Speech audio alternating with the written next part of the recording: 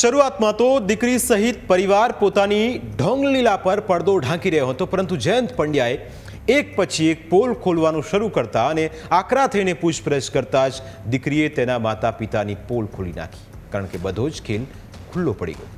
હવે કાળા કારનામા ઢાંકવાનો કોઈ જ મતલબ ન હતો.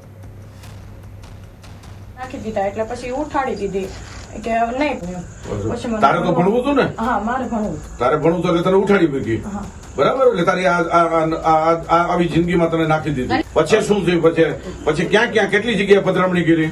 એવી તો ઘણી જગ્યાએ 3 વર્ષના હતા ત્યારથી આજ મારા 17 વર્ષ. 3 વર્ષથી અહીંયા સુરતમાં અમુક જગ્યાએ ગયા ને? અને ત્યાં પૈસા તો આપે ને તમને? પૈસા આપે ને? કેટલા આપણે આશરે આપે બેટા?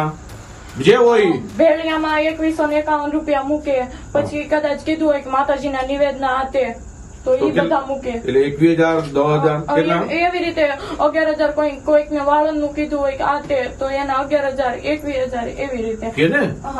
21,000 ને તમને રકમ તો આવે છે ને મારી દીકરી? ઈચ્છા છે દિલથી? આ લોકોએ ધંધો જ કર્યો. હા, એમ શું દિલથી ઈચ્છા છે ને? બોલ ને. 3 વર્ષના હતા તે દિવસનું આ વસ્તુ કરાવેલું હતું. કરાવ્યું છે ને તને?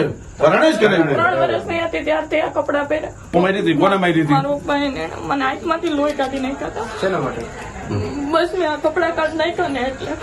અને એમ કે 5-6 લાખ રૂપિયા તો મેં ઈ માણસ પાસેથી પડાવી લીધા, બરાબર? પછી પાછી 10 લાખની માંગણી કરી.